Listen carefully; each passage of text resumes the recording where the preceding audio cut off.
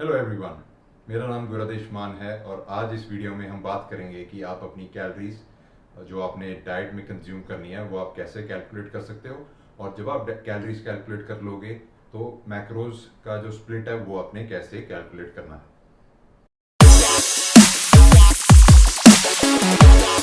सो two methods होते हैं जो मैं पर्सनली यूज़ करता हूँ जिससे क्या कैलोरीज आप कैलकुलेट कर सकते हो। फर्स्ट मेथड जो ज़्यादा सिंपलर है वो है आप कोई भी एक नंबर ले लो और उतनी कैलोरीज आप कंज्यूम करो for a particular time. So for instance अगर आप 2000 कैलोरीज लेते हो और आप 2 वीक्स 2000 कैलोरी ही खाते हो डेली, तो आपने चेक करना है कि 2 वीक्स के बाद आपका वेट कितना फ्लक्चुएट कर रहा है। सो अगर आपका वेट मेंटेन्ड है सो वो 2000 कैलोरीज काइंड ऑफ आपकी मेंटेनेंस कैलोरीज है। और अगर आपका वेट इंक्रीज हो गया तो उसका मतलब है वो 2000 कैलोरीज आपके लिए सरप्लस है। और अगर आपका वेट डिक्रीज हो गया तो उसका मतलब है वो जो 2000 कैलोरीज हैं वो आपके लिए डेफिसिट है। सो इससे आप फर्दर एडजस्टमेंट्स कर सकते हो। सो अगर आप वेट गेन करना चाहते हो तो आप ओवर टाइम या एवरी 2 वीक्स या 1 वीक आप 100 या 200 कैलोरीज आप धीरे धीरे इंक्रीज कर सकते हो।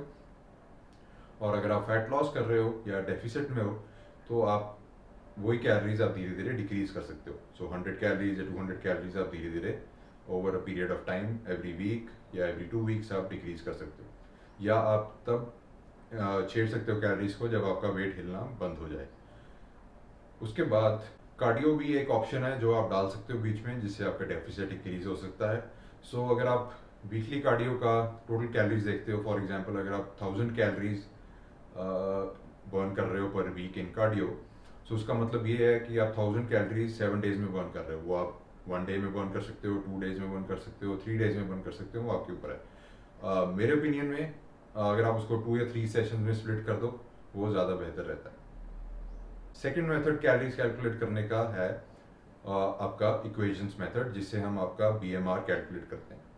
सो बीएमआर हम कैलकुलेट कर सकते हैं कुछ इक्वेशन से, जैसे Harris Benedict equation, Katch McArdle equation और म्यूलर्स इक्वेशन। और भी बहुत इक्वेशंस हैं बट सबसे पॉपुलर ये इक्वेशंस है। मेल्स और फीमेल्स के लिए थोड़ी सी डिफरेंट होती हैं इक्वेशंस। सो अगर आप गूगल पे सर्च करोगे और नीचे डिस्क्रिप्शन पे भी मैंने ये आपको मेंशन कर दिए हैं। इनमें बेसिकली आपको हाइट, वेट और एज चाहिए अगर आप हैरिस बेनेडिक्ट इक्वेशन कर रहे हो। अगर आप म्यूलर इक्वेशन कर रहे हो उसमें आपका लीन बॉडी मास भी बीच में आ जाता है। सो लीन बॉडी मास से आने से क्या होता है, अगर कोई बहुत ओबीस है, एग्जाम्पल अगर कोई 100 केजीज का आदमी है और उसमें 40% बॉडी फैट है तो उसमें 40 केजीज फैट होगा। और अगर 100 केजीज का कोई बॉडी बिल्डर है और उसके पास 15% बॉडी फैट है तो 15 केजीज बॉडी फैट होगा उसमें। सो दोनों में वेट सेम है, हाइट भी अगर दोनों की सेम है और एज भी दोनों की सेम है, अगर हम हैरिस बेनेडिक्ट इक्वेशन यूज़ करेंगे तो दोनों का जो रिजल्ट आएगा वो बिल्कुल सिमिलर आएगा। बट एक्चुअल में जो बॉडी बिल्डर होगा उसकी रिक्वायरमेंट ज़्यादा होगी क्योंकि उसमें ज़्यादा लीन बॉडी मास है। सो लीन बॉडी मास को कंसिडरेशन में लेती हैं आपकी म्यूलर्स इक्वेशन और कैट्स मुकार्डल। सो जो लोग बॉडी बिल्डिंग करते हैं जिनका मसल मास ज़्यादा है उनके लिए वो ज़्यादा एक्यूरेट है। इन इक्वेशन से या फर्स्ट वाले मेथड से आप अपनी एक बार कैलोरी कैलकुलेट कर लो। सो हम आज एक एग्जांपल लेते हैं।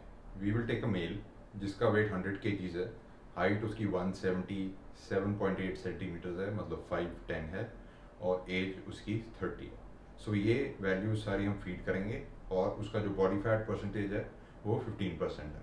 सो ये वैल्यूज सारी हम फीड करेंगे ईच फॉर्मूला की वैल्यूज में और जो रिजल्ट आएगा उसके हिसाब से हम आगे मैक्रोज कैलकुलेट करेंगे। म्यूलर्स इक्वेशन से आपका जो बीएमआर आएगा वो आएगा 2071 कैलोरीज।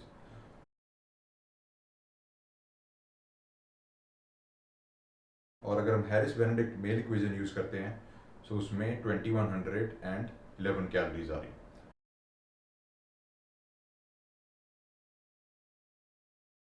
सो इन दोनों में से आप कोई भी एक चूज कर सकते हो, दोनों में ज़्यादा इतना फ़र्क नहीं है बट कई बार ही ज़्यादा फ़र्क आता है। सो ऐसे कोई घबराने की बात नहीं है, आप स्टार्टिंग में कोई भी वैल्यू ले सकते हैं, बाद में एडजस्टमेंट्स हम हमेशा कर सकते हैं।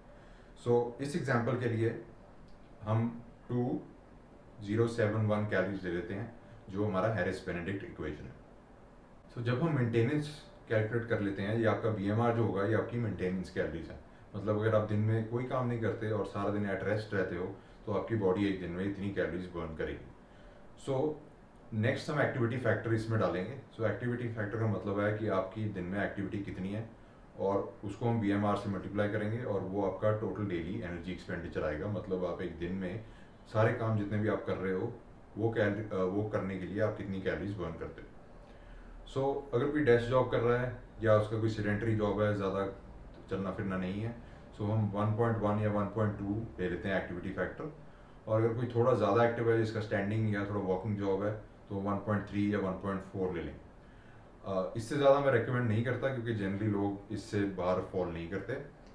और जो एक्सरसाइज आपका एक्सपेंडिचर है वो मैं इसमें नहीं डालता, वो हम बाद में एक्स्ट्रा कैलकुलेट करेंगे। तो आज के एग्जांपल के लिए हम एक्टिविटी फैक्टर 1.2 यूज़ करेंगे। सो जो आपका BMR है वो है 2071, उसको मल्टीप्लाई करेंगे 1.2 से और जो वैल्यू आपके पास आएगी वो आएगी 2485। ये आपकी टोटल डेली एनर्जी एक्सपेंडिचर होगा। अगर आप वर्कआउट नहीं कर रहे और सिर्फ अपना काम कर रहे हो तो दिन में आप इतनी कैलोरीज बर्न करोगे। एक वेट ट्रेनिंग सेशन में अगर कोई नॉर्मल 1 घंटे का वर्कआउट कर रहा है हाई इंटेंसिटी, सो आप 1 घंटे में आपके बॉडी वेट के हिसाब से कैलोरीज बर्न करोगे। सो अगर आप 100 kgs के हो, आप अप्रॉक्सीमेटली अराउंड 300 कैलोरीज बर्न कर सकते हो। सो वो आप इसमें ऐड कर सकते हो। अगर आप नहीं करोगे तो आप डेफिसिट में हो जाओगे। सो दोनों तरीके ठीक हैं, बाद में आपने एडजस्टमेंट कैसे करनी है वो आपके ऊपर है। आज के लिए हम यही वाला वैल्यू यूज़ करेंगे मैक्रोस कैलकुलेट करने के लिए, जो आपकी TDEE है 2485। सो हमारा नेक्स्ट स्टेप होगा कि हम प्रोटीन रिक्वायरमेंट जो होगी वो हम कैलकुलेट करेंगे। सो प्रोटीन रिक्वायरमेंट के लिए अगर कोई जनरल फिटनेस के लिए ट्रेनिंग कर रहा है तो उसका एटलीस्ट 1 ग्राम टू 1.7 ग्राम पर kg body weight protein requirement पूरे दिन का होना चाहिए। और अगर कोई वेट ट्रेनिंग कर रहा है तो 1.7 से लेके 2.93 तक भी आप जा सकते हो पर kg, बट वो डिपेंड करता है कि आपकी प्रोटीन क्वालिटी आप कैसी ले रहे हो। सो अगर आप वेजिटेरियन हो सकता है आपको ज़्यादा प्रोटीन की रिक्वायरमेंट हो, क्योंकि वेजिटेरियन सोर्सेज कंप्लीट प्रोटीन नहीं होते। इस सब्जेक्ट के लिए हम 2 ग्राम पर kg प्रोटीन इंटेक रखेंगे और 100 kgs होने के कारण इसका जो प्रोटीन रिक्वायरमेंट होगा वो होगा 200 ग्राम प्रोटीन पर डे। और 200 ग्राम प्रोटीन में 800 कैलोरीज होंगी, as 1 gram of protein is 4 calories.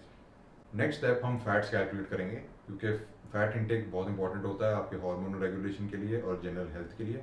सो अगर आप गुड फैट्स खा रहे हो, omega-3 खा रहे हो, omega-6 खा रहे हो और थोड़ा बहुत सैचुरेटेड फैट खा रहे हो, हार्मोन प्रोडक्शन के लिए वो बहुत इंपॉर्टेंट है। सो ओवरऑल कैलोरी इंटेक में एटलीस्ट 25% मिनिमम होना चाहिए और मैक्सिमम आप 45 तक जा सकते हो। अगर उससे ऊपर जाना है वो आपकी पर्सनल प्रेफरेंस है। सो इस सब्जेक्ट के लिए हम 25% बॉडी फैट 25% डाइटरी फैट लेते हैं पूरी कैलोरीज में से। 2485 कैलोरीज का 25 जो आएगा वैल्यू वो आपकी फैट से कैलोरीज होंगी और 1 ग्राम फैट में 9 कैलोरीज होती हैं। आप उस वैल्यू को 9 से डिवाइड करोगे और वो आपकी जितना आपको फैट चाहिए वो कैलकुलेट हो जाएगी। सो इस केस में आपको 69 ग्राम्स ऑफ फैट की ज़रूरत पड़ेगी और जो रिमेनिंग कैलोरीज होंगी वो आप 4 से डिवाइड करोगे, वो सारी कार्बोहाइड्रेट से आएंगी और 1 ग्राम कार्ब में 4 कैलोरीज होती हैं। सो इस केस में 265 कार्बोहाइड्रेट्स का आपके कैलकुलेट होंगे। सो आपके जो इस केस के पूरे मैक्रोज हैं वो है 200 gram protein, 266 gram carbohydrates and 69 grams of fats. इसके बाद आप इसको मील्स में स्प्लिट करोगे। डिपेंड करता है कि आपका जो क्लाइंट है या आप खुद कितने मील्स खाते हो एक दिन में। सो अगर आप 5 मील खा रहे हो, आप प्रोटीन को 5 मील्स में डिवाइड करोगे, क्योंकि हम चाहते हैं कि इक्वल डिस्ट्रीब्यूशन हो प्रोटीन की, ताकि आप ल्यूसीन थ्रेशोल्ड का पूरा फ़ायदा उठा सकें और प्रॉपर आपकी जितनी मैक्सिमम मसल ग्रोथ है वो हम रीच कर सकें। सो उसके लिए हमें एटलीस्ट 3 to 5 मील्स की सर्विंग चाहिए दिन में प्रोटीन की। सो जितना आपका प्रोटीन था उसको 5 से डिवाइड कर दोगे। सो अगर इस केस में हम 200 ग्राम्स प्रोटीन ले रहे हैं, उसको हम 5 से डिवाइड करेंगे तो पर मील 40 ग्राम प्रोटीन आएगा। और कार्ब्स और फैट्स आप अपने एडजस्टमेंट कर सकते हो अपनी खुद की लाइकिंग पे। किसी मील में आप ज़्यादा ले सकते हो, किसी में आप कम ले सकते हो। वर्कआउट के आसपास कार्ब्स थोड़े ज़्यादा हाई रखना, क्योंकि उससे परफॉर्मेंस इंक्रीज़ होती है। बाकी टाइम तो आप फैट थोड़े हाई रख सकते हो। और ऐसा कुछ नहीं है कि आप रात को कार्ब्स नहीं ले सकते या आप कोई स्पेसिफिक टाइम पे कोई स्पेसिफिक फूड नहीं खा सकते। जो आपको ठीक लगता है और जो डाइट आप ज़्यादा देर फॉलो कर सकते हो वो आपको फॉलो करनी चाहिए। सो ये था आज का video. I hope you like it. अगर आपको अच्छा लगा तो प्लीज नीचे लाइक का बटन जरूर प्रेस करें और मेरे चैनल को सब्सक्राइब कीजिए। और मेरा इंस्टाग्राम आईडी है guradesh.मान, मुझे वहाँ फॉलो कीजिए। और थैंक यू।